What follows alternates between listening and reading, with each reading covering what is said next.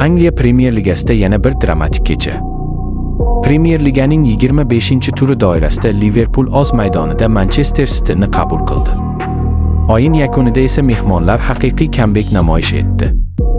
Uchrashuvning 74-daqiqasida Dominik Soboslay hisobni ochib, Liverpoolni oldinga olib chiqdi.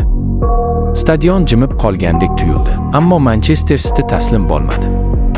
84-daqiqada Bernardo Silva javob golini urdi. O'yin eng qizg'in pallaga kirdi. Uchrashuvga qo'shib berilgan 90-daqiqadan keyingi 3-daqiqada esa Erling Haaland penaltini aniq amalga oshirib, shaharliklarga muhim g'alabani taqdim etdi. Yakuniy hisob 2-1. Bu bahsda hamyurtimiz Abduqodir Husanov asosiy tarkibda maydonga tushdi va 61-daqiqada to'qnashuvdan so'ng almashtirildi. Husanovga butun O'zbekiston nomidan sog'lik tilaymiz va tez orada o'z o'rniga qaytishini kutib qolamiz. G'alabadan so'ng Manchester City 50 ochko bilan jadvalda 2-o'ringa ko'tarildi. Liverpool esa 39 ochko bilan 6-pog'onada qoldi. Sizningcha bu kambek Manchester Cityni chempionlik sari yetaklay oladimi?